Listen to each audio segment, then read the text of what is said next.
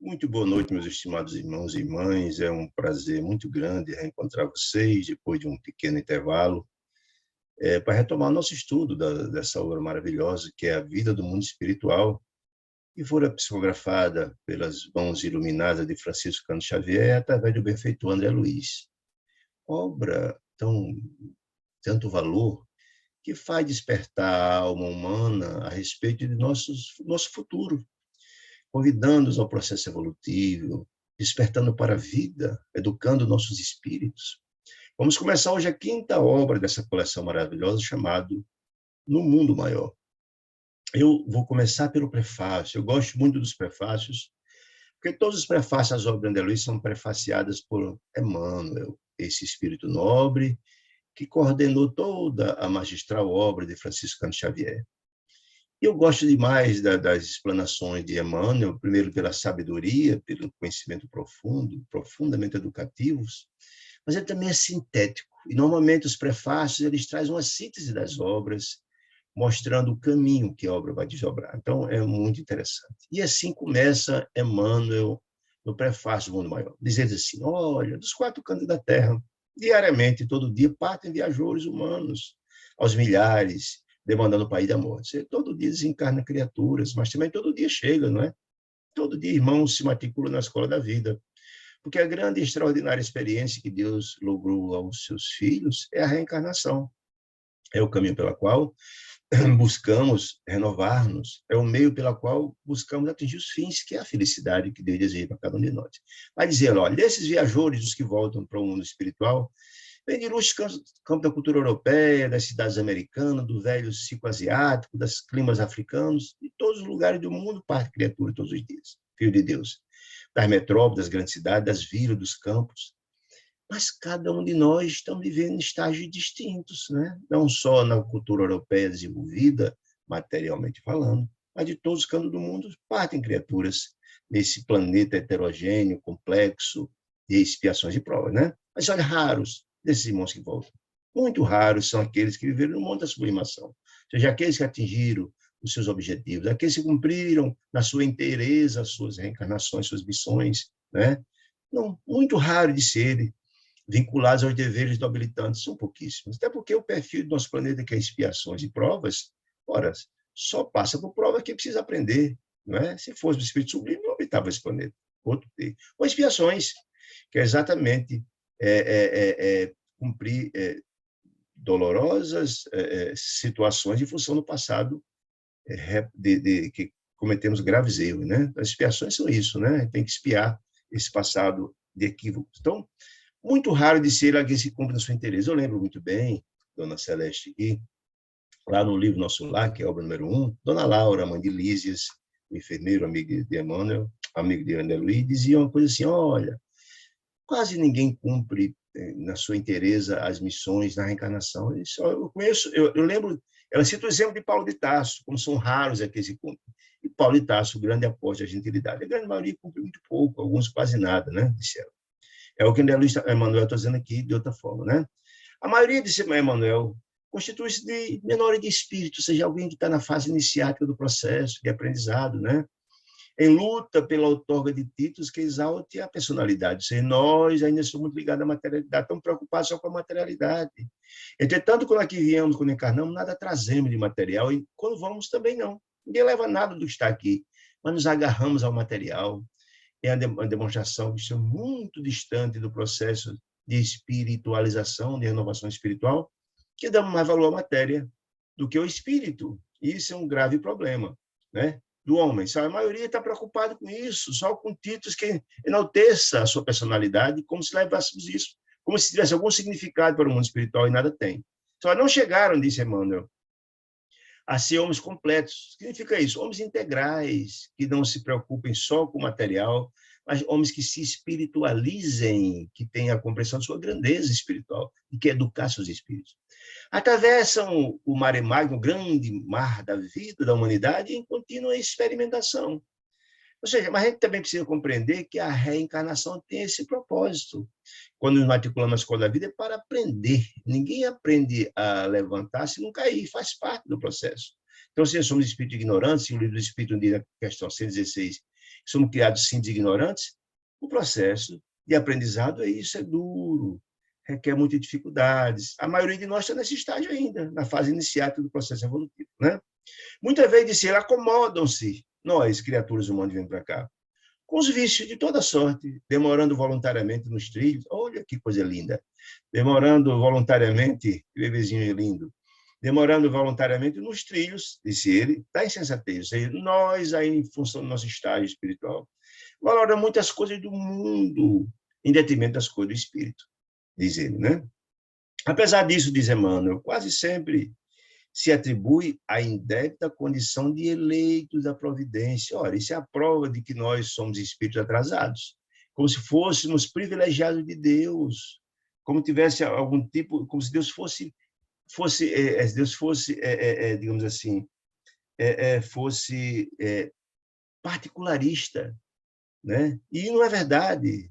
Deus não trata ninguém com privilégio. Deus não é parcial. Mas nós nos achamos assim. Muitos nós achamos que somos o preferido de Deus. Isso é demonstração de que nós não entendemos nada da lei universal, que é a lei inderrogável, a lei de Deus e de amor, que ela é absolutamente uníssona, trata seus filhos de forma igual. Mas muitos nós achamos assim, diz Emmanuel, né? E cristalizados nessa mentalidade de que somos privilegiados, filhos de Deus, em sua posição, aplicam a justiça ao próximo, ou seja, ao próximo, né? Diz ao próximo, sem se compenetrarem das próprias faltas. Ou seja, nós, pelo equívoco, nossa visão pequena, achamos que só os outros cometem erros. Ou seja, é como Jesus falava, nós enxergamos um argueiro no olho adversário, mas não enxergamos a trave que está no nosso. Nós só vemos defeito nos outros. Nós estamos sempre certos. E esse é um grande problema, porque enquanto a gente não detecta em nossos corações nossas faltas e não luta para vencê-las, não vamos trilhar o caminho. O grande processo de mudança se dá a partir do momento que a gente identifica nossas faltas e começa a lutar para não cometê-las do mesmo jeito, né? Mas, olha, essas criaturas inequivocadas que se acham privilegiados por Deus, esperam um paraíso depois da morte e o inferno para os outros, ou seja, aqueles que cometem erros condenam-se, negando aquele conceito de caridade de Jesus, de benevolência para com todos e indulgência para com os erros dos outros. Não temos essa compreensão, não. A gente julga de pronto os outros, mesmo Jesus nos convidando a não julgar nunca para não ser julgado, né? É o estágio que do mundo, né? Diz Emmanuel, né? Então, quando perdidos, nós, essas criaturas no materialismo, quando perdidos nos intrincados meandros do materialismo cego, aquele que não consegue enxergar nada além do materialismo, só na vida material, sem entender que somos seres espirituais, né? Quando nos entregamos a isso, diz ele, ficamos sem justificativa, fiamos ou confiamos sem justificativa, e que ao túmulo se lhes encerraria a memória. Ou seja, nós achamos, terminado aqui, passou a limpo, está tudo bem, eu vou para o céu quando terminar esse processo aqui. Muitos pensam assim, não é? Esquecendo que a gente, como diz Jesus, nós devemos pagar até o último centil. Nós somos responsáveis pelo que fizemos, teremos sim que prestar conta de nossas ações. E digo mais, não é a condenação de Deus como muitos imaginam, que Deus é Pai misericordioso e bom. Não, não é. É a nossa própria consciência culpada que nos cobrará contas de nossas ações, daquilo que fizemos. Então, o fato de ser desencarnado não transforma ninguém, ao contrário. Nós levamos, quando desencarnamos, o resultado de nossas boas e nossas más ações. Tomara que a gente consiga levar mais boas ações. Mas a morte não transforma ninguém, é isso que está nos dizendo. E se mais grave, se filiar de alguma escola religiosa, notadamente as dogmáticas, são raros, com raras exceções, contavam levianos, aí inconsequentes, com privilégios que jamais nada fizeram por merecer. O que é que ele quer dizer com isso, gente? Algumas religiões materialistas e dogmáticas, informam coisas. O fato de você aderir a determinada religião, você está salvo. O fato de pagar o dízimo, você está salvo. O fato de fazer doações para a igreja, você está salvo. Isso não acontece assim, não é? Não. Os erros que cometemos, teremos que prestar conta disso. Só lembrando, no livro Obreiro da Vida Eterna, lá no capítulo 7, tem a história do padre Domênico. Pelo fato de ter sido padre, cometido fatos gravíssimos, e na hora que estava moribundo, um bispo ter perdoado os seus pecados, como se isso tivesse a capacidade de modificá-lo e ele esperava ir para o céu. Não, tem que prestar conta disso. E ficou muito revoltado no antigo mundo espiritual. Passou alguns tempos nas regiões purgatoriais com muito sofrimento, revoltado contra Deus, quando, na verdade, os erros que ele cometeu foi ele, né? Diz, olha, Mas onde albergar? Onde colocar esse povo todo? Todos que desencarnam todos os dias, esses Emmanuel. Onde colocar esse povo todo? Essa infinita caravana que bota todo dia para a Pátria do Espírito, para a reticidade? Como designar a mesma estação de destino, o mesmo lugar? Há viajantes de cultura, posição e bagagem são diferentes. Ou seja, seria justo colocar todo mundo no céu, sem ter mérito? Ou jogar todo mundo no inferno, como se Deus esquecesse de que são filhos de Deus? Não. Não tem como colocar todo mundo no mesmo lugar, porque somos criaturas diferentes e estamos em estágios diferentes. Né? Perante a Suprema Justiça, perante a lei de Deus, que não é parcial, ao contrário, é justa, pura. O malgache, que é alguém lá de Madagascar, malgache é a linguagem de Madagascar, que era, em princípio, em 47, ele era um povo bastante subdesenvolvido. O inglês desenvolvido, etc., que era um país mais desenvolvido da época, né, da Europa, foram os mesmos direitos. Todos são filhos de Deus, têm os mesmos direitos. Mas esse direito pressupõe que, na verdade, tenham cumprido bem as suas missões. Ninguém recebe privilégio em débito de parte de Deus. É isso que ele quer dizer. Né?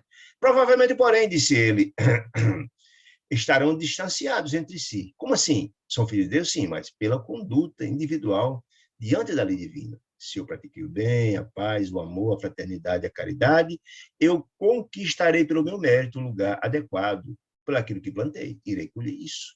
Aquele que passou a vida inteira fazendo mal, pensando mal, trabalhando no sentido da infelicidade, desarmonia, também vão para o lugar conquistado. Essa é que é a grande questão. Não é o fato de se prover vida da Inglaterra desenvolvida ou de um país desenvolvido. Não, é a conduta de cada um que estabelece diante da lei de Deus. Isso é que importa, dizer, né? É a lei de Deus que distingue a lei de Deus. Nossa conduta que distingue, invariavelmente, a virtude do crime, o trabalho da ociosidade, aquele que trabalhou vai colher o que plantou, aquele que tem a virtude vai colher o que plantou, né? Mas o criminoso, o ocioso que nada fez, a verdade da simulação, a boa vontade, a indiferença. Isso sim, que aos olhos de Deus será tratado distintamente. Não dá para colocar todo mundo no mesmo lugar, não tem como. Certamente será pela lei do mérito, é a meritocracia, não diz Emmanuel, né? Mas, olha, da contínua peregrinação do sepulcro, todos nós passamos, ninguém foge à passagem pelo sepulcro, nós vamos encarnar, né? Participam, todavia, santos e malfeitores, que vão prestar suas contas do mesmo jeito, não é? Homens diligentes e homens preguiçosos, que vão responder pela sua indiferença. Como avaliar na mesma bitola, ou seja, na mesma forma de julgar essas criaturas? É uma bitola única, recipientes heterogêneos, criaturas tão distintas. Como é que a gente pode ter um julgamento sobre está todo mundo no céu, todo mundo no inferno? Não, o caminho não é esse. A inteligência mostra que a coisa não funciona desse jeito. Todas as religiões da Terra, boa parte delas, estabelece que cada um vai colher conforme o que plantou. Dizia Jesus, conhecava pelo fruto, o homem pelas suas obras. Ou seja, vamos colher aquilo que plantou. É a lei da ação e da reação, né? Muito bem. Continua dizendo, considerando assim nossa origem comum, todos provenimos do mesmo tronco ancestral, somos todos filhos de Deus, alguém tem dúvida disso? Mesmo Pai? Somos herdeiros do Senhor, do Criador do Universo, não há dúvida disso. E por que motivo Deus fulminaria com inapelável condenação os delinquentes, os cometeram erros graves, eternamente o fogo dos infernos? Se o dicionário divino da lei de Deus divina escreve com letras garrafais as palavras regeneração, amor e misericórdia, será que deixar alguém no fogo do inferno eternamente é misericórdia? É amor? Não, Deus não seria o Pai misericordioso e bom, seria negar a bondade de Deus, a sua justiça e Pai misericordioso e bom, né? Determinaria o Senhor, Deus, o cultivo compulsório da esperança, através de seus ensinos sublimes, entre as criaturas, e ao passo que Ele mesmo, Deus, aquele mesmo, de sua parte, desesperaria, não tem sentido algum. Então, entendendo que Deus é Pai misericordioso e bom, ele trata os iguais iguais e os diferentes diferentes, e é natural. Trata o que eu estou falando, aquele que tem mérito atinge o seu patamar, lugar adequado. E aquele que não tem, são filhos de Deus, Deus continua a assisti-los, estimulando-os a crescer, não condenar alguém ao fogo eterno do inferno, como algumas religiões dogmáticas se estabelecem. Certo? Isso é negar a bondade e a sabedoria de Deus como Pai misericordioso e bom. Glorificaria a boa vontade entre os homens e conservar-se-ia no cárcere escuro da negação? Não, são atitudes antitéticas, contrárias, não tem sentido algum. Aí ele diz assim, escuta, e o selvagem que que haja eliminado semelhanças a flechadas, pelo estágio de ignorância dele, com a educação dele. Teria recebido no mundo as mesmas oportunidades de aprender que o europeu supercivilizado, que extermina o próximo, a metralhadora? Será que Deus não estabeleceria as questões diferentes? A quem mais é dado, mais será cobrado, é natural. Aquele tem todas as possibilidades de educar-se e ainda assim age, a punição será maior. É a mesma forma que pegar um juiz e comete um crime. Puxa vida, esse não pode ser tratado de forma igual a uma criatura que não entende de norma. Não, esse tem que ser punido com mais rigorosidade. Essa é a questão da proporcionalidade que a lei de Deus estabelece, né? Quando Emmanuel, na sua análise maravilhosa, estariam ambos preparados ao ingresso definitivo para o paraíso? Está falando do homem que estabeleceu o índio que eliminou alguém a flechada e o outro a metralhadora supercivilizada. E todo para o paraíso? De bem-aventuranças infindáveis? Tão somente pelo batismo simbólico, ou a graça tardia do arrependimento no leito da morte? O que ele quer dizer com isso, mesmo, gente? Ele está fazendo uma crítica clara às religiões dogmáticas. Não é o fato de quando alguém se batiza numa determinada religião que se purifica. Não. Todo crime que ele cometeu antes deixa de ser ignorado?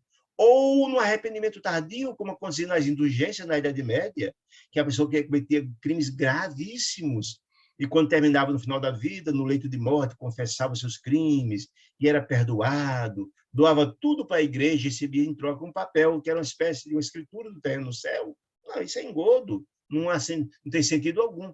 Jesus dizia que cada um conforme as suas obras, certo? Cada um nós temos que pagar até o último centavo. Cometemos erros, teremos que pagar por eles, né? Nossa própria mente, que é o tribunal mais inclemente de todos, nos cobrará contas. Isso é fato.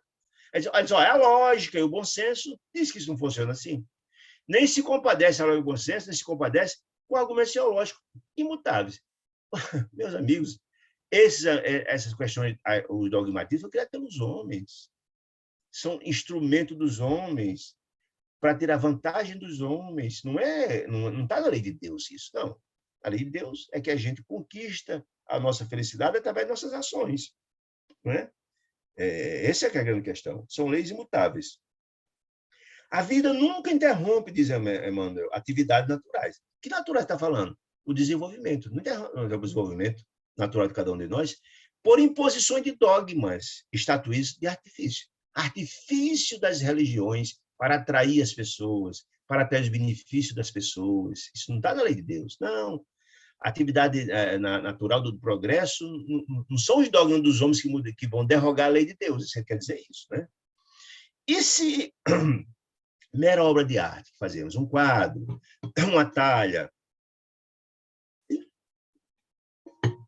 feita pelo homem, cujo final é aborolento, ou seja, é o mofo, é aquela obra no futuro, ela vai se desgastando até se acabar. Se essa obra dos homens feitos, e que termina na placidez dos museus, exige paciência de anos para ser apreendida e realizada, ou seja, uma mera obra de arte passa tanto tempo, imagina que é a obra sublime de aperfeiçoamento da alma, destinada a glórias inacessíveis, inacabada, a obras gloriosas,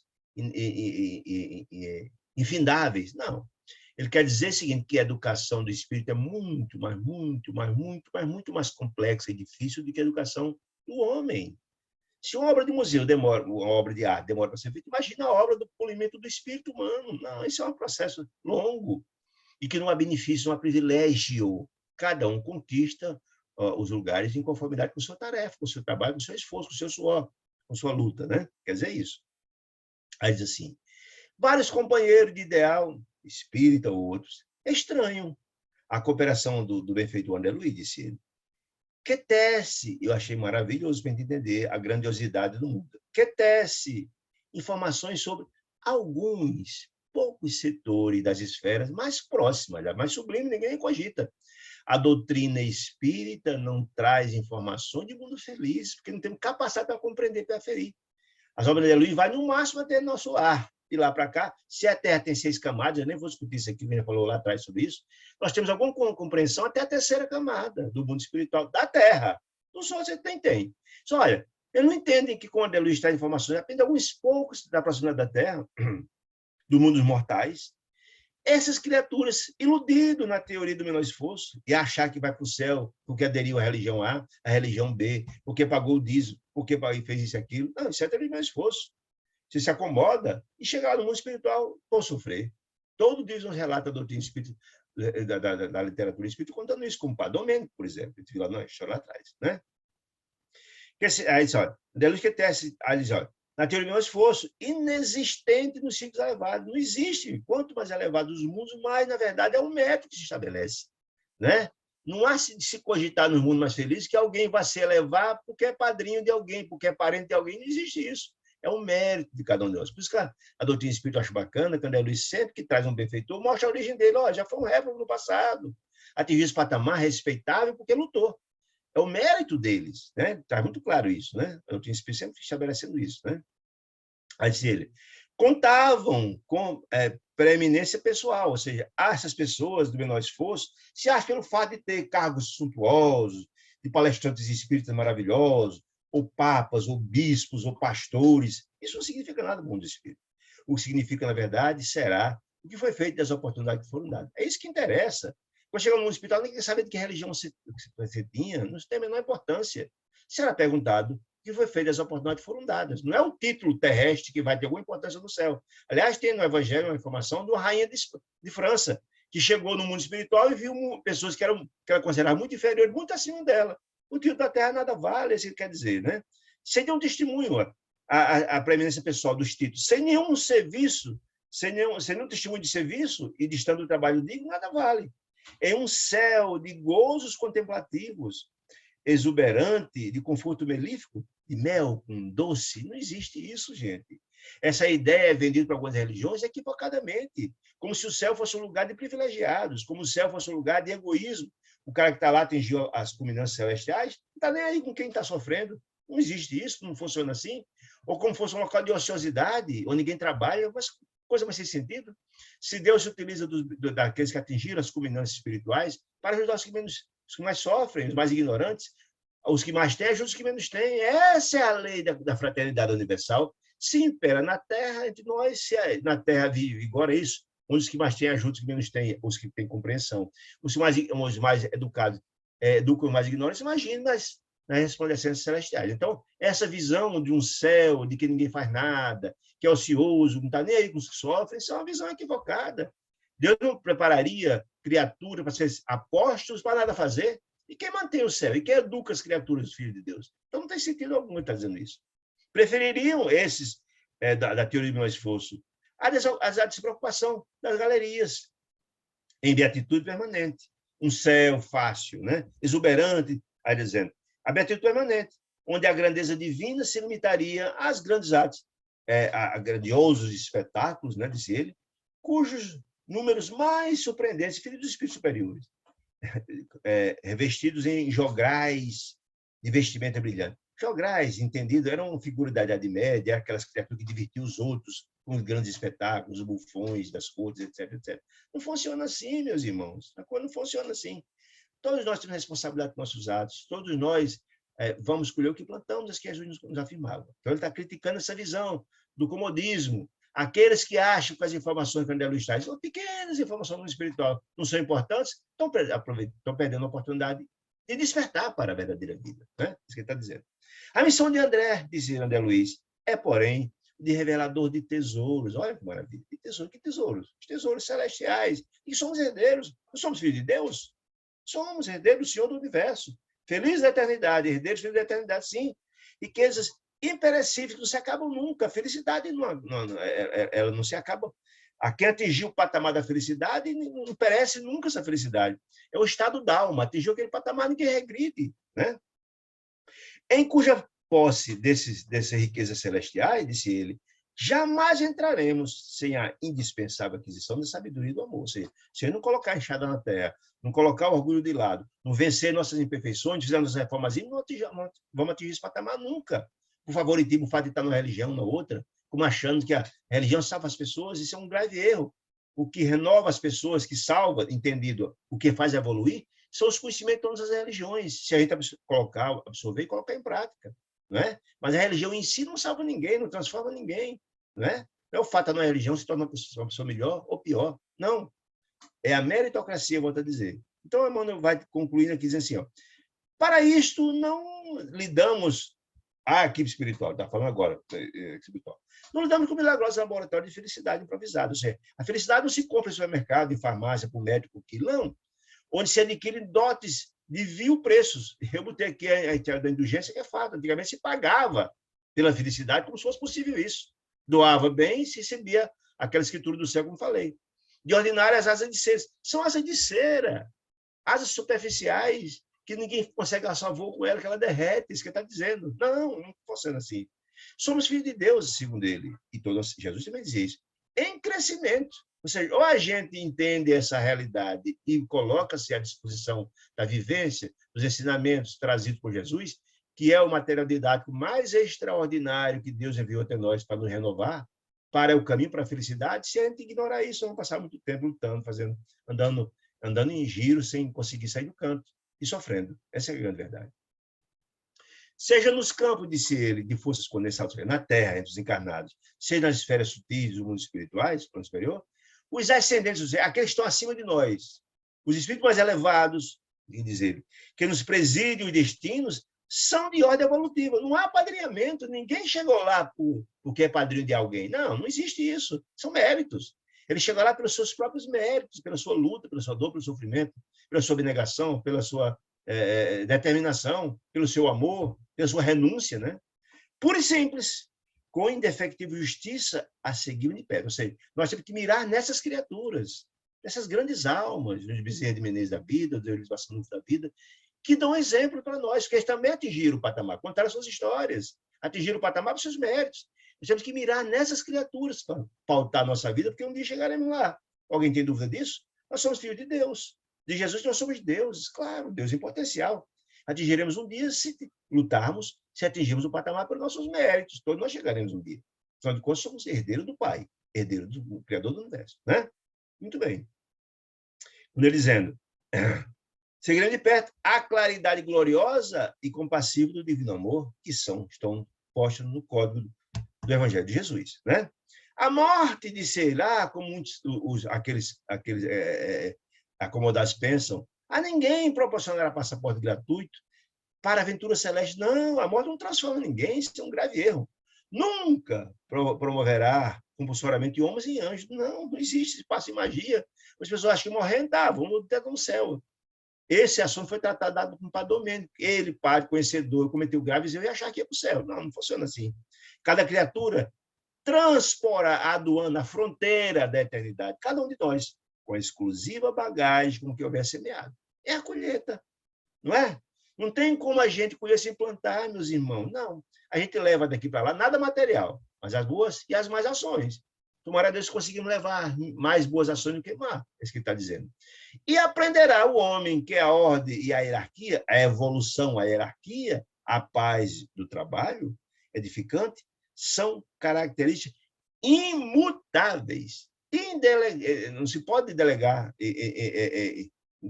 melhor, inderrogáveis da lei de Deus, em toda parte. Não, a lei de Deus ela é justa, amorosa, etc. Todos que seguem atingirão a felicidade um dia, que é assim, que Deus é Pai, amoroso e bom e justo. Né? Disse ele, ninguém depois do sepulcro, ninguém, nenhum de nós, gozará de descanso, que não tenha feito o juiz. Não, é a colheita. Porque o reino do Senhor, diz ele, não vem com aparências externas. Não, só porque o fato de ter um cargo bacana, a dizer que sou bom, não tem a prática. Isso é que interessa. Né? A aparência externa nada vale. O que vale está no coração. Né? Os companheiros que compreendem na experiência humana essa verdade. A escala sublime ascensional, cujos degraus há que vencer pelo suor, com proveito das bênçãos celestiais, dentro da prática incessante do bem. É isso que nos gabarita, é isso que nos aproxima de Deus. Né? Não se surpreenderão os que despertaram para essa verdade e que estão trabalhando no campo do bem, não se surpreenderão. Só aqueles acomodados. Né? Com as narrativas do mensageiro André Luiz, interessado em servir por amor. André Luiz é um mensageiro dos céus, que vem como um carteiro magnífico, trazer notícia da espiritualidade. concitando-nos, convidando-nos em nome do Pai para a renovação, para a transformação, para a felicidade. É isso que está dizendo. Ele conclui assim, eu achei maravilhoso. Sabem eles, os que despertaram, que não teriam recebido o dom da vida para matar o tempo, para nada fazer pela ociosidade, nem a dádiva da fé para confundir os semelhantes, que muita gente confunde, infelizmente, né? Muitos são profissionais de confundir os outros para tirar proveito de algumas determinadas religiões por aí afora. Infelizmente, aqueles que pensam assim, meu amigo, não só estão prejudicando os outros, mas a si próprios, estão se endividando terrivelmente. Absolvidos que se acham na execução de divinos desígnios. Aqueles que despertaram têm essas compreensões. Todavia, disse ele, aos crentes do favoritismo, aqueles que só pensam que são favorecidos, são privilegiados de Deus, presos até das ilusões, diz ele, ainda quando se apresentem com os mais respeitáveis títulos, oradores, pastores, bispos, etc., nada disso tem valor. As afirmativas do emissário de André Luiz Fraternal provocarão descontentamento e perplexidade. Por quê? Porque eles acham que é tudo fácil. O André Luiz diz, não, é preciso esforço, precisa forma ímpar, firme de caridade, bondade. Não, esse negócio dá muito trabalho. As pessoas é assim, ser espírito, ser religioso A, B ou C, dá muito trabalho. Não, eu vou levar na minha vida. Os se acomodam. Bom, depois escolheu ou não colher o que achavam que era bem, que merecimento. É natural, achei maravilhoso isso. Porém, cada lavrador, ou seja, cada trabalhador que vem aqui lavrar para colher depois, respirará o ar do campo que escolheu. Do bem, certamente quem praticou a vida plantando a boa semente, colherá o bom fruto. E aquele passou a vida inteira plantando a má semente ou não plantando, não colherá nada ou colherá um mau fruto. Isso é fato. Para todos, diz Emmanuel, com muita bondade no final, contudo, exortamos a bênção de Deus, tanto para eles como para nós. Essa obra foi escrita em 1947 e é uma obra-prima, maravilhosa. Pronto, aqui é a síntese do livro. É um convite à renovação, à transformação. Muito bem, prefácio é isso. E a hora está passando, vamos aqui então ao capítulo 1. O nome do capítulo 1 chama-se Entre Dois Mundos, ou seja, entre o mundo material e o mundo espiritual. E André Luiz começa essa narrativa desse capítulo fazendo quase uma narrativa poética. Porque esse livro foi escrito em uma semana de trabalho de André Luiz na companhia de Calderaro, um instrutor maravilhoso, com grandes méritos, na companhia dele, no trabalho de assistência às criaturas que estão próximas a enlouquecer, ou estão próximas a suicidar. Então, André Luiz, uma semana de trabalho, aliás, André Luiz sempre faz questão de dizer a origem de onde extraiu os seus ensinamentos. Com o instrutor tal, numa semana, no período estabelecido, para ele entender como o mundo espiritual tem tantas informações. Em uma semana ele traz essa grande quantidade de informações e é só uma pequena amostragem, para mostrar como, na verdade, o mundo é muito maior do que a gente imagina. As capacidades e as questões, muitas outras ele não acompanha e nem tem capacidade, nem alcança no mundo espiritual. Então ele começa a fazer uma narrativa poética, que estava na companhia de Calderaro, volitando, vindo para a Terra, aí viu as nuvens belas, uma noite de luar, o plenilúnio, que é a lua cheia, paisagens maravilhosas e tal, castelo de espumas lácteas, volitando e vendo isso pensando na vida, né? E tal, dizendo que parecia mostrando a beleza da floresta que estava sobrevoando, aquela noite bonita de lua cheia. Aí diz, nesse momento, a juventude da humanidade encarnada, nós já somos bastante jovens em relação ao universo, né? Perguntando por aquelas bandas se não seriam faixas de celestiais, aquela beleza que protegia o educandário da Terra. Até um educandário ideal, né? É apenas uma das moradas da casa do Pai. Aí eles acham dando aquele plenilúnio, que é a lua cheia, aquela melancolia, aquela beleza toda e tal. Lá na frente ele pensando, raciocínio, voltando, indo com o Calderaro para uma palestra do grande mestre Eusébio, de um grande benfeitor. Aí, na frente, ele é chamado a atenção. Ele pensando e Calderaro, opa! Ele vai dizer, olha, assim, falando aí da beleza, da lua, aquela história toda, falando. Aí lá na frente, vai ser chamada a atenção, olha, estamos perto do local do que não realizar o trabalho. Ele falando aqui da lua, que essa lua iluminava na evolução da Terra, civilizações que modificaram o curso da experiência humana, que essa lâmpada, que é grande luz, ela iluminava o caminho tanto dos homens primitivos, como dos conquistadores, como a jornada dos anjos. Continua sua narrativa poética, né? Na frente ele fala que essa luta estimulou coisas maravilhosas, a criação de várias comunidades, várias cidades maravilhosas, que prosperaram e também entraram em decadência, a renovação da geografia política do mundo, as questões políticas, que iluminar também a testa brilhante dos príncipes, como o cajado dos pastores humildes, né? E continuam falando dessa história toda, mostrando que os homens de relativa inteligência que estavam aqui na Terra, as suas ocupações, de reparar a estrada, de contrair compromisso, e por aí vai. Ele continua falando essa questão toda.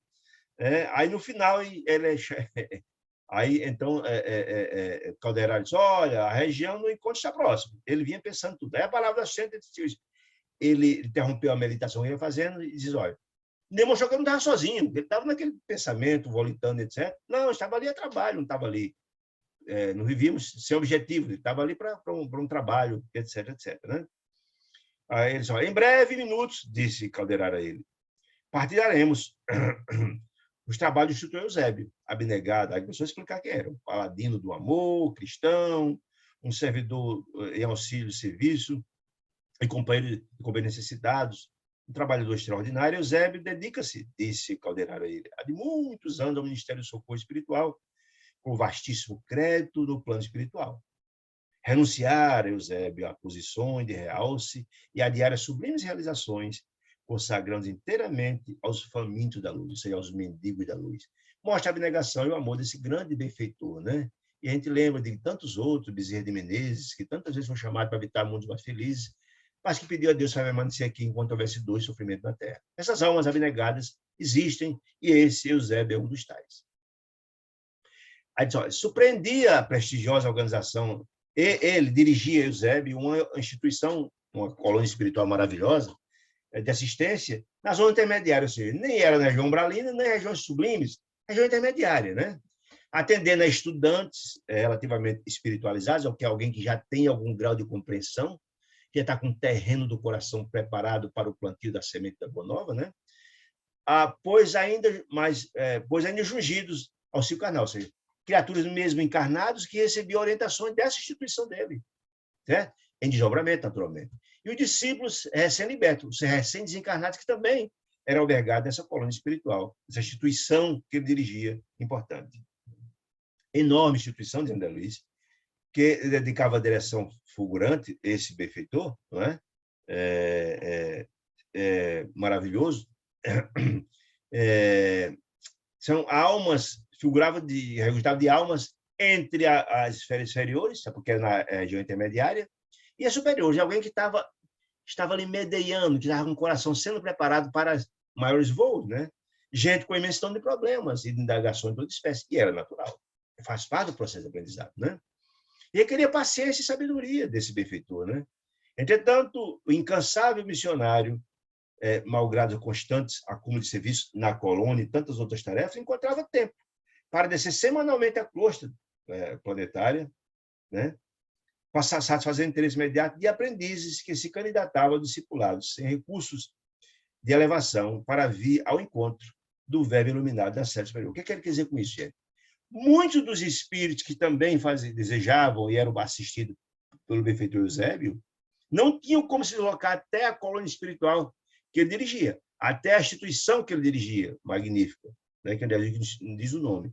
Por quê? Porque não tinha ainda elevação espiritual para ir até lá. Mas Eusébio, com a sua grandeza de espírito, desejo de servir, ele vinha até eles, até os necessitados, como Jesus fazia. Muitos não iam até eles, mas Jesus vinha até os sofredores, né? E é o que ele fazia. Vinha palestrar com essas criaturas da esperança, do amor, aos que não tinham capacidade de ir até lá. Não ficavam abandonados. Ele vinha até ele. Toda semana ele vinha à Terra, dar uma espécie de curso, falar com eles, orientá-los, instruí-los, etc, etc, etc. Muito bem. André disse que não conhecia pessoalmente Eusébio, né? Mas Calderaro, sim, que recebia a orientação dele, era superior hierarquicamente a Calderaro, e Calderaro tratava com muito entusiasmo, muito amor, como se liga um chefe, guardando amor e obediência. O que significa isso, gente? Ao contrário aqui da Terra, que muitos dos nossos chefes não são os mais capacitados, são chefes porque são parentes de alguém importante, de uma empresa, etc, etc, não são mais qualificados. No mundo espiritual isso não existe. Todos que ascendem espiritualmente é porque têm mérito. Portanto, de todas as pessoas que têm contato com os seres mais sublimes, um profundo respeito.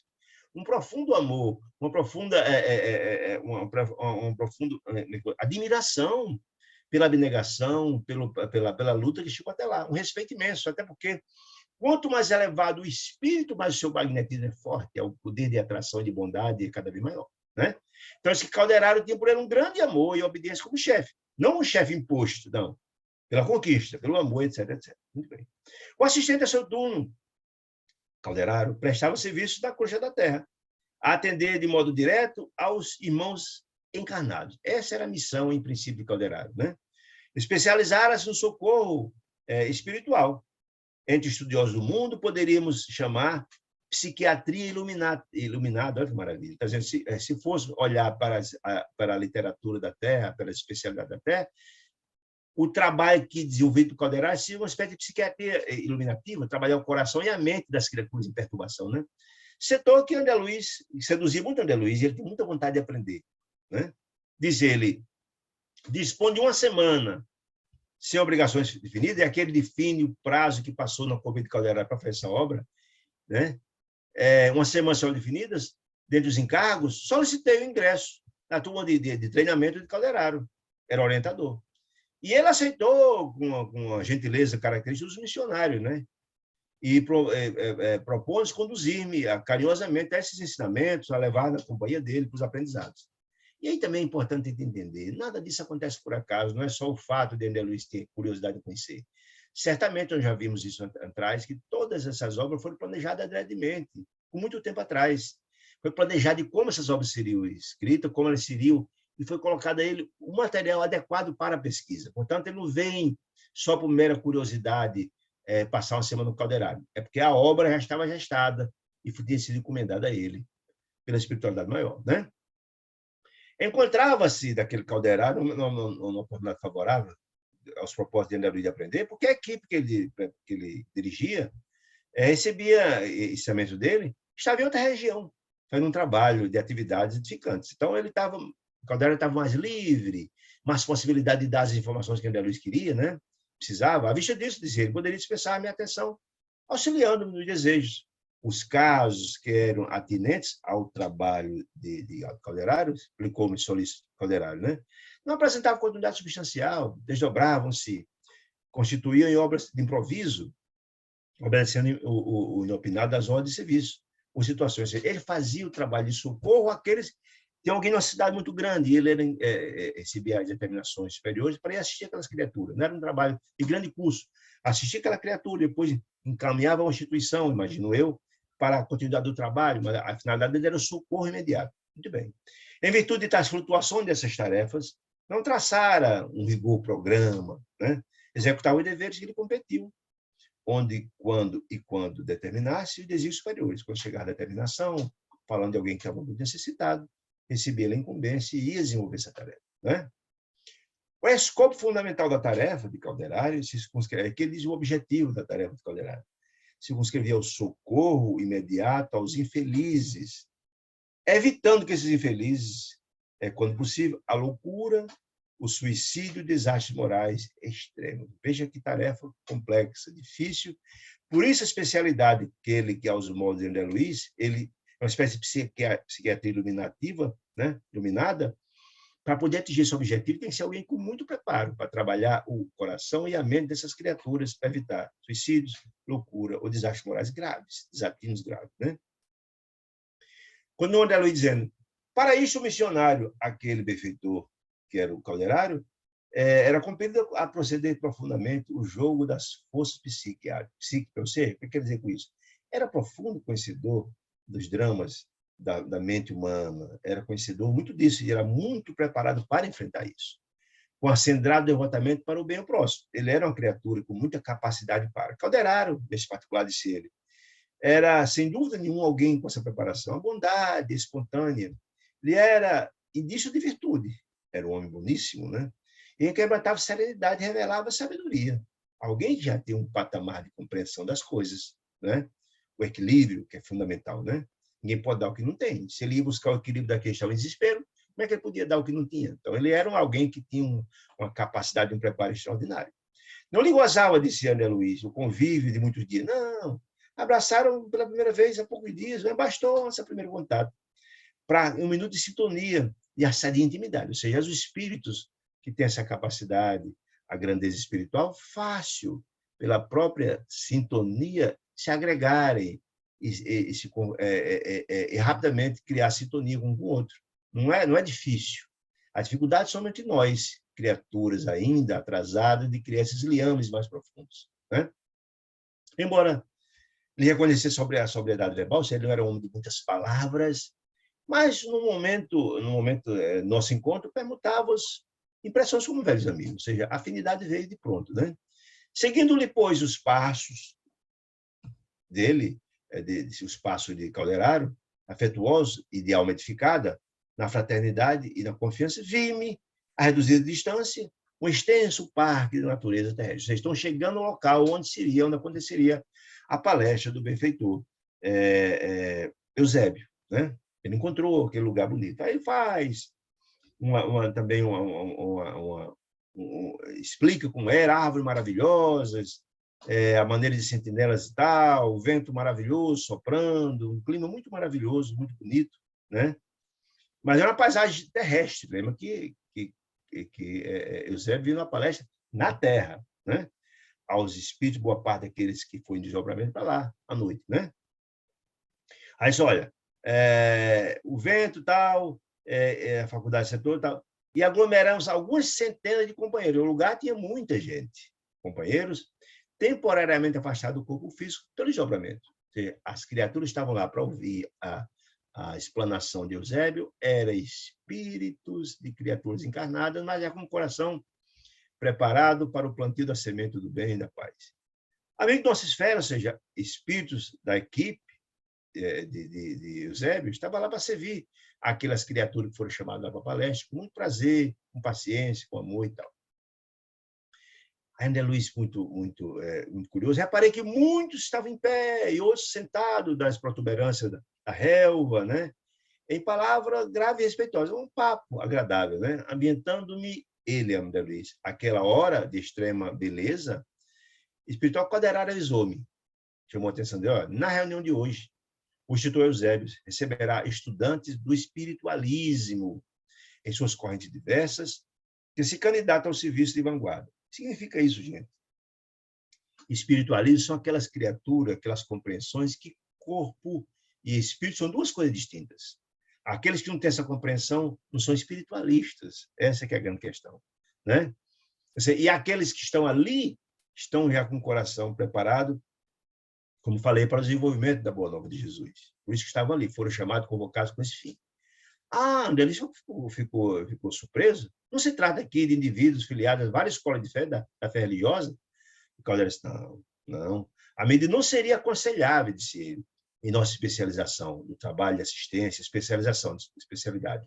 O Instituto afeiçoou-se ao apostolado de assistência a criaturas encarnadas e recém-libertas da zona física. Né?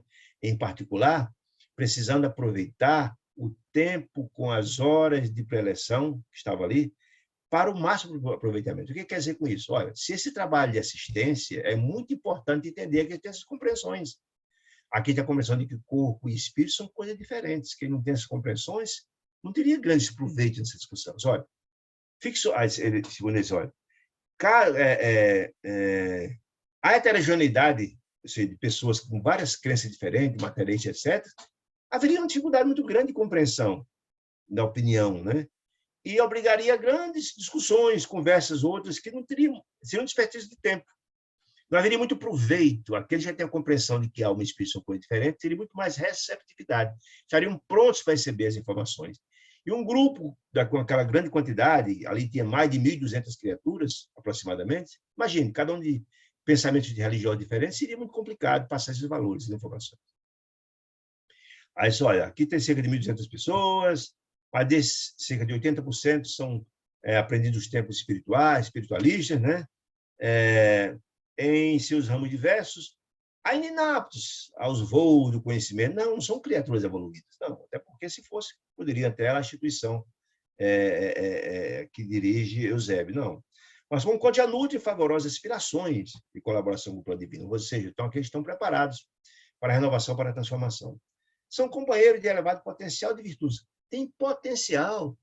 Lembra que Jesus falava que nós somos deuses? Claro que somos deuses, mas Deus é informação, em potencial. E aquelas criaturas estavam trilhando o caminho, tinham boa vontade, que é um grande ponto importante, por isso foram convocados para essa palestra da noite. Exemplificavam, disse Calderaro, a boa vontade, exercitaram a iluminação, né? Exercitaram-se na iluminação interior, através do esforço louvável, contudo, ainda não criaram o cerne da confiança do uso próprio, ou seja, eles estavam ainda na sua fase inicial. Tinha boa vontade, o desejo de aprender, o desejo de mudar, o que é magnífico. Mas não eram criaturas evoluídas, não. Tremem essas criaturas ainda ante as tempestades, ante as provas mais difíceis, naturais do caminho, e hesitam no ciclo das provas necessárias ao enriquecimento da alma, exigindo de nós, da espiritualidade amiga, particular cuidado, assistência, para poder eles trilhar o caminho. E Deus nunca falta. Aqueles que têm boa vontade, o desejo de renovar-se, nunca faltará assistência, nunca, jamais, em tempo algum. Então, exige nós o cuidado especial, pois que, pelos seus testemunhos, que estão passando, todos nós passamos, né? De diligência da obra espiritualizando, ou seja, os testemunhos que terão que passar para se renovar, para se transformar, nas suas reformas íntimas que todos nós temos que fazer, né?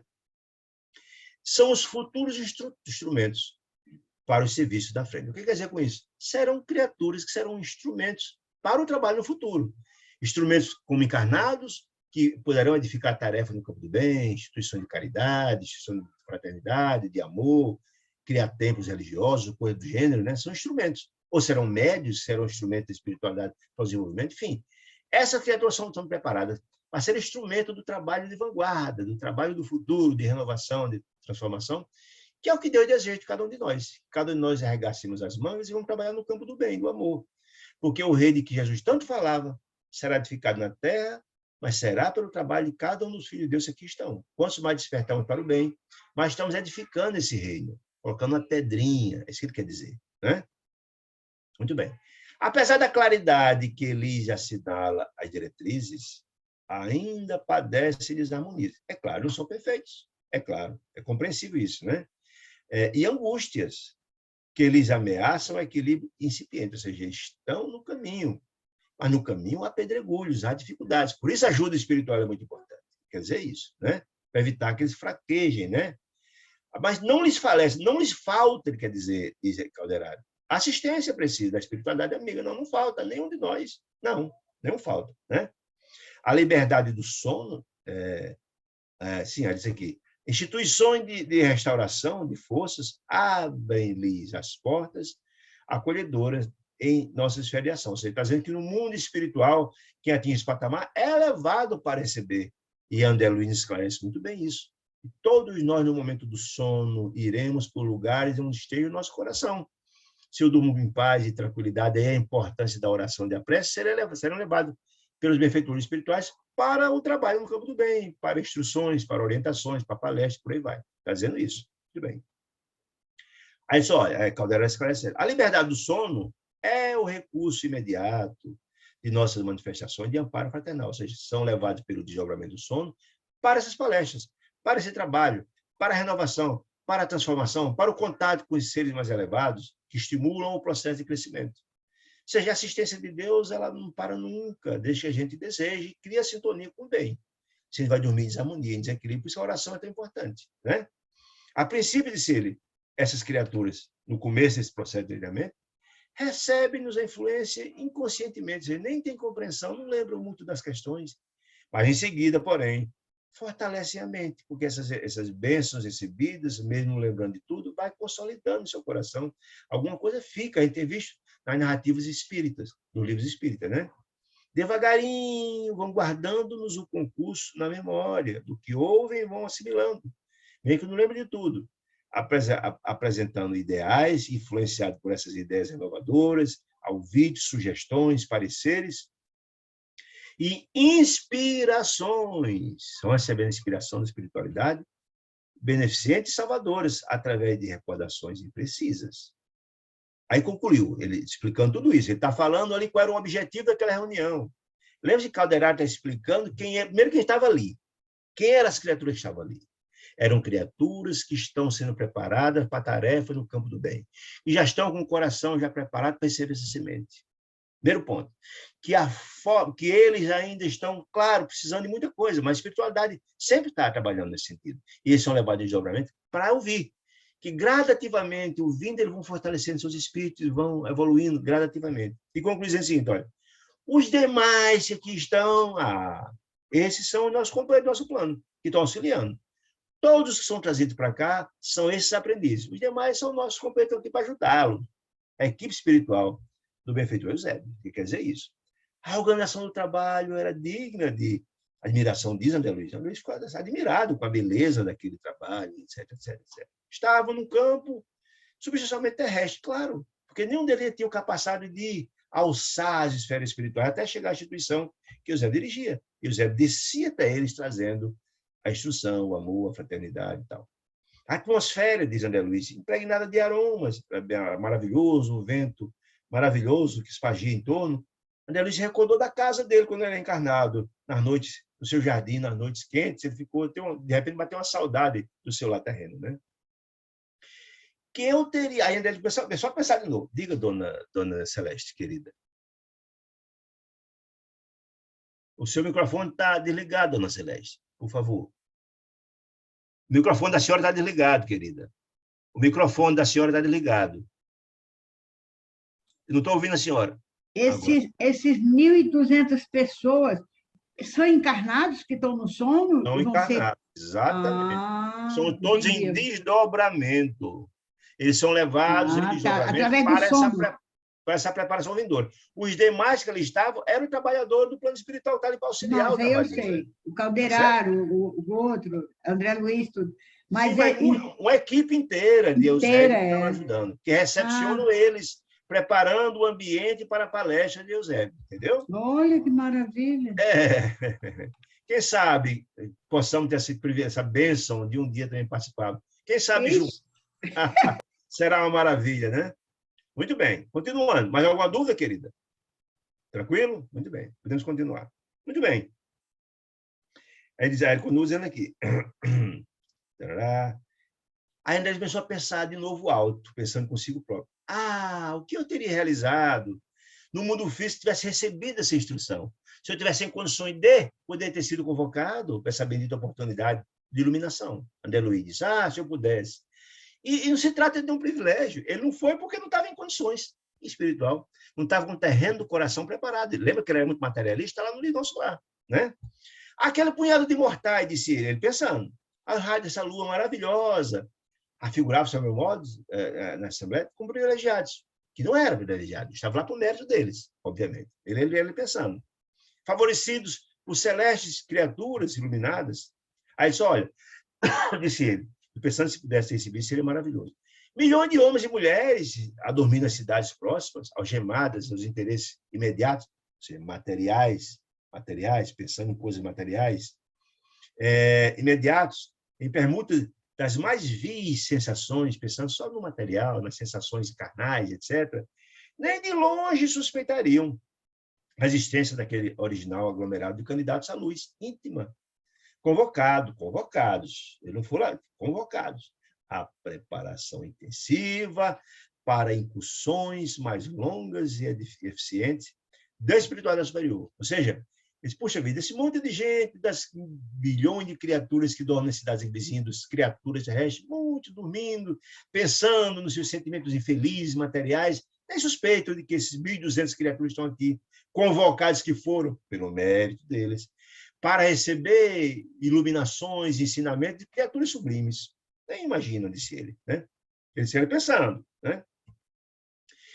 Aí ele pergunta a si mesmo, teriam esses 1.200 que estavam ali a noção do sublime ensejo que lhes aprazia? Ou seja, será que eles terão o proveito, isso que quer dizer? Tem a noção que foi levado em julgamento? Será que eles têm noção da grandeza daquele momento? Quer dizer isso, né? Aproveitariam a dádiva com suficiente compreensão dos valores eternos? Será que teriam o proveito adequado? Marchariam desassombrados para a frente? Ou estacionariam ao contato dos primeiros óbices, no esforço iluminativo? Ele questionando, poxa, será que todos que aqui estão vão aproveitar? Será que todos seguirão em frente e terão utilidade? Sempre pensando. Aí Calderaro, com a capacidade de espírito muito mais elevado, captou essa mensagem dele, que tem essa capacidade de captar o pensamento dos outros, quando mais elevado essa capacidade tem, percebendo as silenciosas perquisições, e acrescentou: ah, meu amigo, nossa comunidade de trabalho, nossa tarefa de trabalho se dedica essencialmente à manifestação do equilíbrio. Se equilibrar, se lutar, vai em frente. Ó.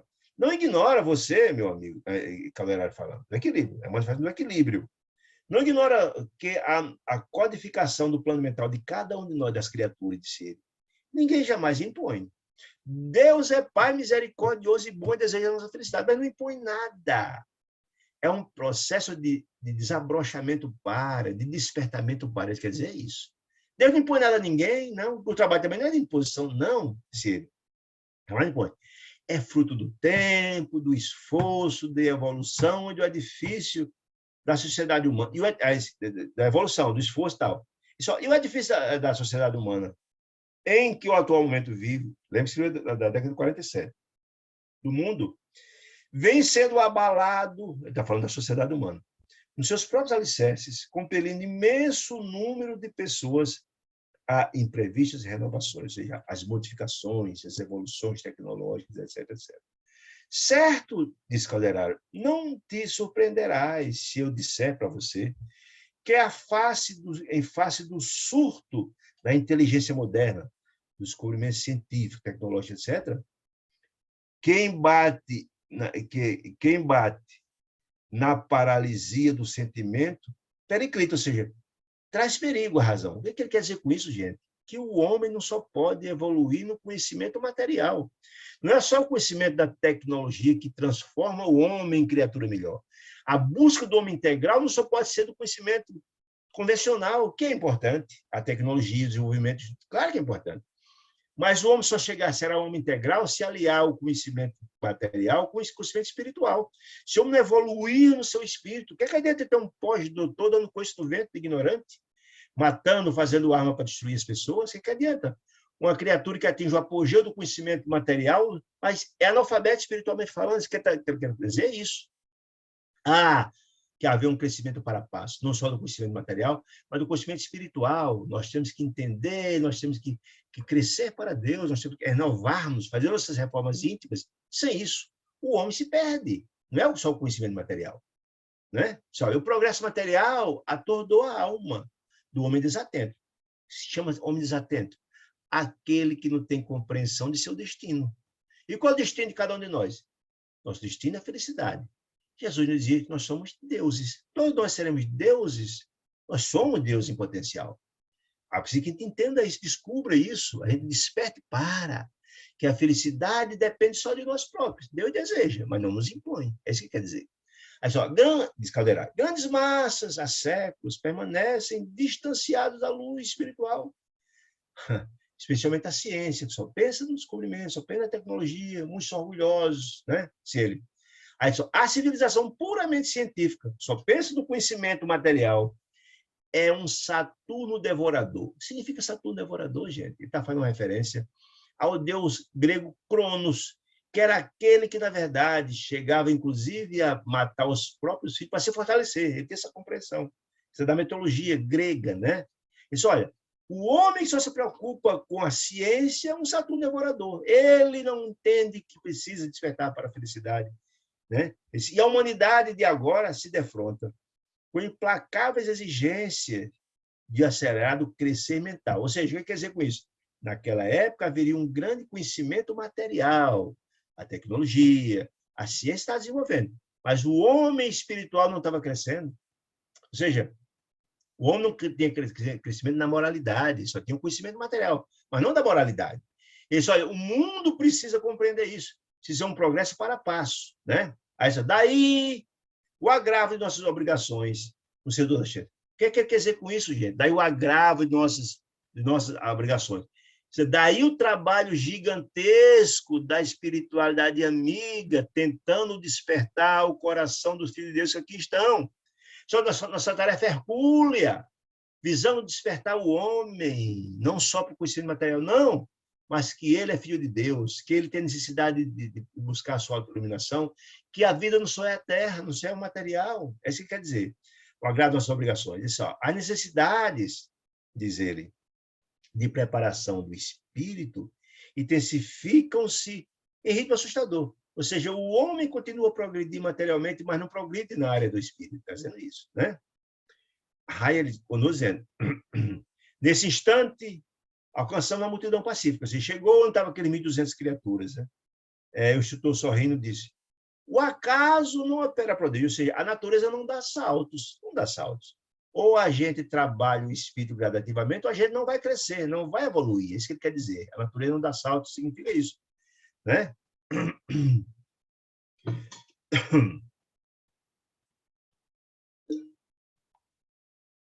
Estou dizendo, qualquer realização de escopo, de grandeza, de desenvolvimento, de progresso, há que planejar, atacar, pôr termo. Se a gente tem a compreensão, o que adianta a gente ter compreensão da religiosidade se a gente não bota em prática esse conhecimento? O que adianta a gente só saber e não vivenciar? O que adianta ter que falar tudo isso? O que adianta o padre lá no púlpito fazer um belo discurso? Ou um orador espírita fazer um belo discurso? Ou um pastor fazer um belo discurso? Se não vivencia isso, adianta alguma coisa? Faço o que eu digo e não faço o que eu faço? Quer dizer isso, né? Aí só, não há. Qualquer realização dá.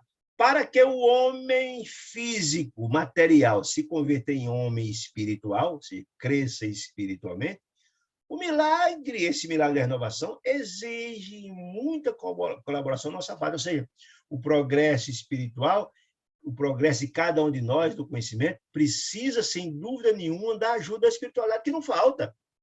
Ele está só dizendo, Calderaro Albandé Luiz, que o trabalho da espiritualidade é muito forte no sentido de despertar em nós a necessidade de evoluir. Nós, é que muitas das vezes, não captamos essa necessidade. Não é por falta da assistência de Deus, da espiritualidade, não. É porque a gente ainda é muito retardatário, ignoramos, deixamos de lado, etc, etc, etc, etc. Né? Aí ele conclui dizendo assim, lançou o olhar, assim, vai concluir.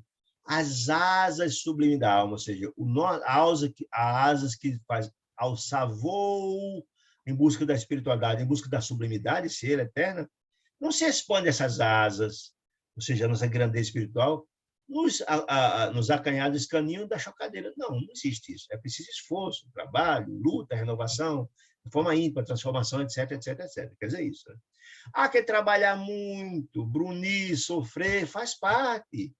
É assim que acontece. Ninguém cresce, a árvore, a semente não nasce em um grande esforço para vencer a terra. Para vencer é assim. A lei do progresso pressupõe esforço, reforma, renovação, transformação, quer dizer isso. Nesse momento, alguém se aproximou e disse, olha, o benfeitor Eusébio, o instrutor está chegando aí. Ele escolheu, então, na próxima, e então o missionário Eusébio estava chegando, naquele local que 1.200 pessoas, ladeado por 6 assessores, cheios de luz. Se os assessores estavam cheios de luz, imagine ele, né? Intensa luz, né? O abnegado orientador, Eusébio, não exibia os traços veneráveis, senectudes. Parecia ser uma pessoa velha, como, na verdade, pensa os apóstolos na revelação divina. Não. Aí você tem a ideia dos apóstolos, um velhinho de barba grande. Não, ele era um homem robusto, com plena madureza, de olhos tranquilos, escuros, né? Imenso poder magnético, e, claro, quanto mais evoluído, mais tem o poder de magnetismo.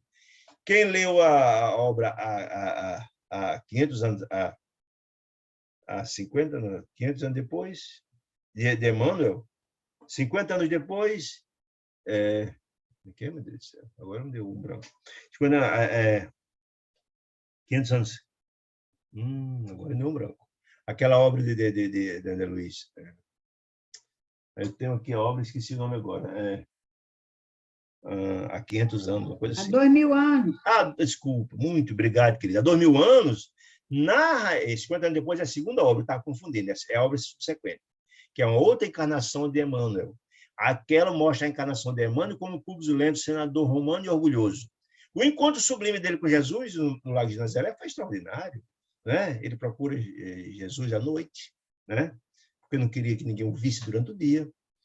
E ele nunca tinha visto Jesus, mas quando viu, não tinha dúvida que era ele. 15 metros de distância de Jesus, e ele cai de joelhos, genuflexo, num choro compulsivo. O magnetismo de Jesus era tão extraordinário que essa reação veio. É mesmo que quanto mais elevado o espírito, mais o seu magnetismo é forte. A sua capacidade de atração, a sua beleza, a sua bondade tem um raio de a sua aura extraordinária, tem uma capacidade imensa, né?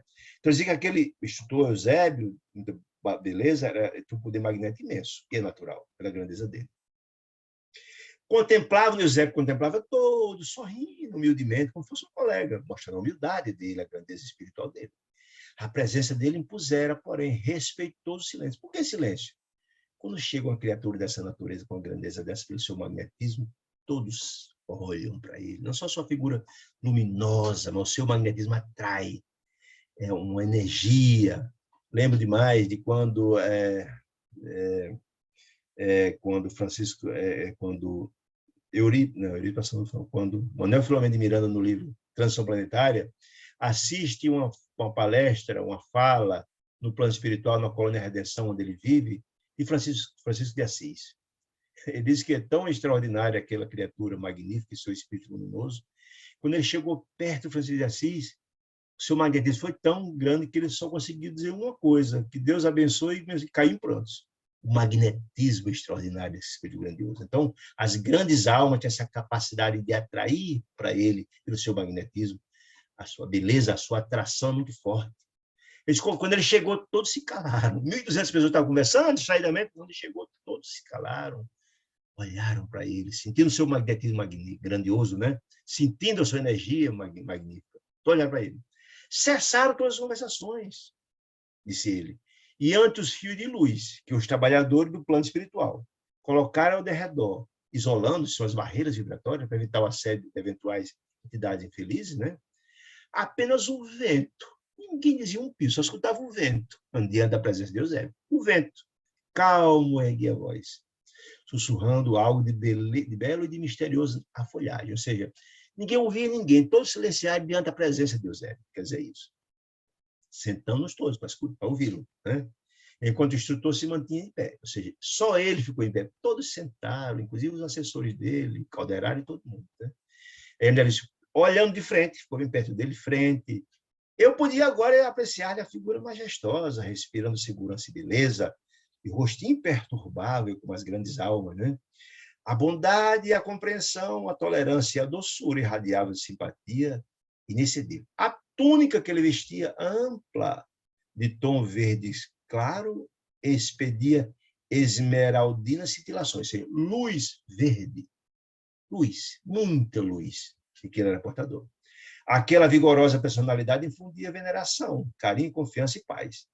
Consolado que é tudo e todos, Eusébio, levantou a destra, ou seja, a mão direita, e orou com inflexão comovedora. Senhor da vida, disse ele, ou seja, exortando a Deus as bênçãos para aquele momento. Senhor da vida, abençoa-nos, Senhor, todos que aqui estão, os 1.200 trabalhadores, abençoa todos nós.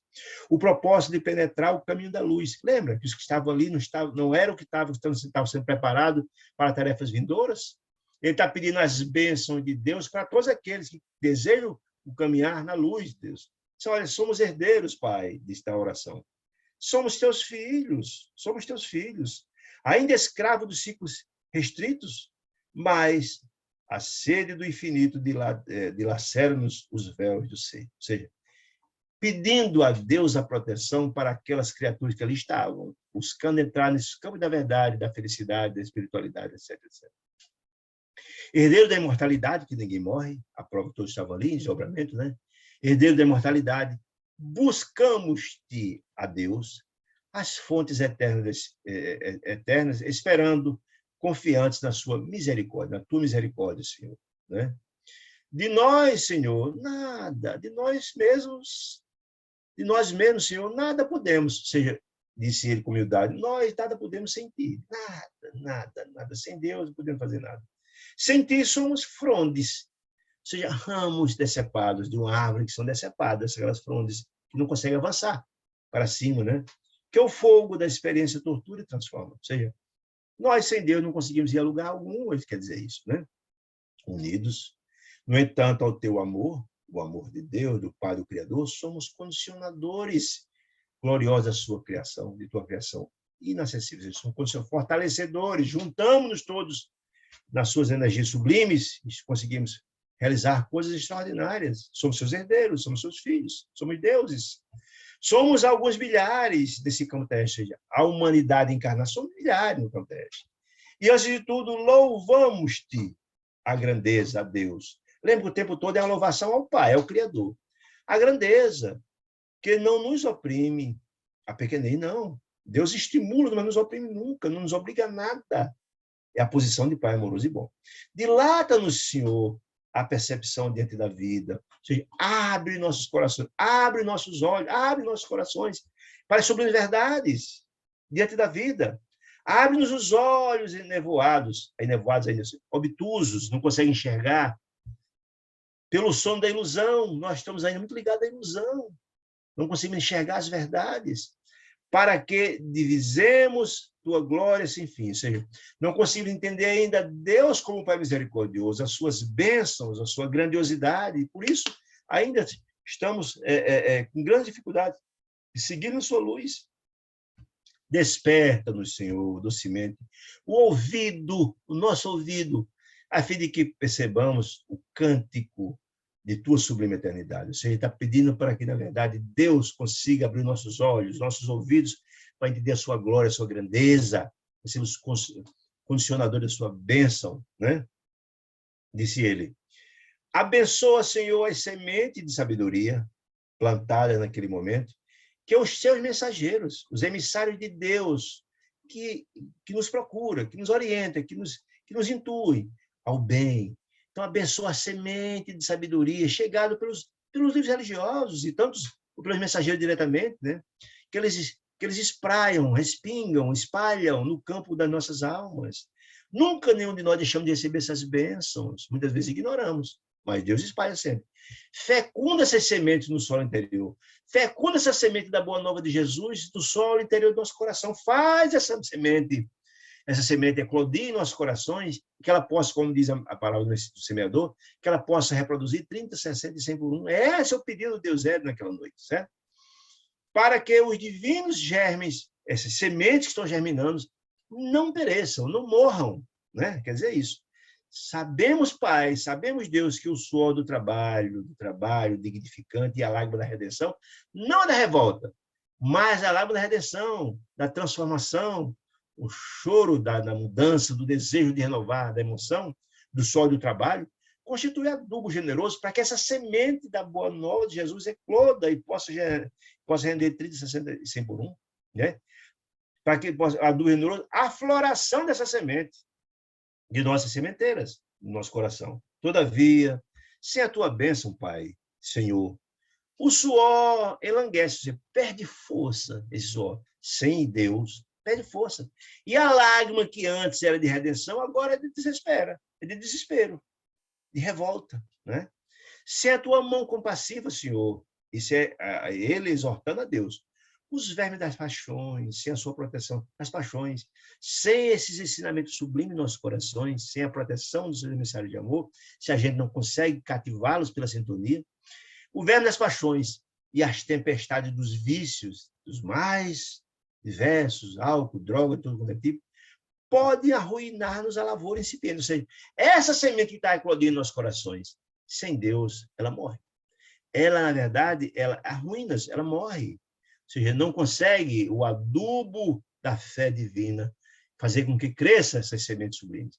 Acorda no Senhor da vida, acorda no Deus para a luz das oportunidades presentes. Ou seja, aquele momento era um momento iluminativo.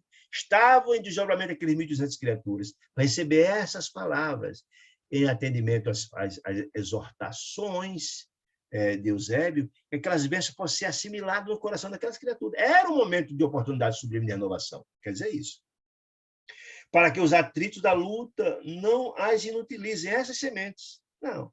As lutas são fatas, a luta, ninguém cresce sem luta, né? Mas se estivermos adubados na fé divina, chegaremos longe. Guia-nos os pés para o sublime bem, ou seja, para os caminhos do bem, da luz, da fraternidade, do amor, etc. Reveste no Senhor o coração com a tua serenidade paternal. Protege-nos, fortalece-nos, inspira-nos. Robustece-nos, Senhor, a resistência, para não cairmos no mal. Fortalece nossas resistências para não cair nas tentações. Poderoso Senhor, ampara-nos, Senhor, diz ele ao final, ampara-nos a fragilidade que nós somos frágeis ainda, estamos nos fortalecendo. Ampara, corrige-nos, que todo pai bondoso nos corrige, nos manda as corrigendas para nos fortalecer, corrige-nos os erros, esclarece, educa nossa ignorância, educa, esclarece, espanta as sombras, deixa a claridade do seu amor dentro dos nossos corações. Acolhe-nos em teu amoroso regaço, em seu amoroso colo, em seu amoroso abraço, em seu Deus, acolhe o seu amoroso regaço. Cumpra-se, Pai amado, os teus desígnios, e não os nossos, soberanos. Cumpra-nos. O desejo de Deus quer a felicidade de cada um de nós. Alguém tem dúvida disso? Deus deseja a felicidade de cada um dos seus filhos. Deseja. Diz lá, Jesus está lá no Evangelho, que Deus, na verdade, nunca, jamais, em tempo algum, nega assistência a cada um dos seus filhos. Ele diz, olha, se o homem normal, nós, seres ainda na fase iniciática do processo, se um filho pede um pão, a gente não dá uma pedra. Se o filho pede um peixe, a gente não dá uma serpente. Ou seja, se nós, homens como somos, temos a capacidade de amar nossos filhos, imagina o que é que Deus, o Pai misericordioso, não fará por nós, cada um de nós. Né? Então, olha, cumpra-nos, Pai, o seu desígnio em nós. Agora e sempre assim seja. Essa prece magistral tocou a todos, essa prece maravilhosa. Né? E aí, fim da comovente rogativa, o orientador, ele baixou os olhos, nevado de pranto. Imagina a emoção. Você está falando do coração. Uma rogativa ao Pai, né? De um espírito dessa natureza.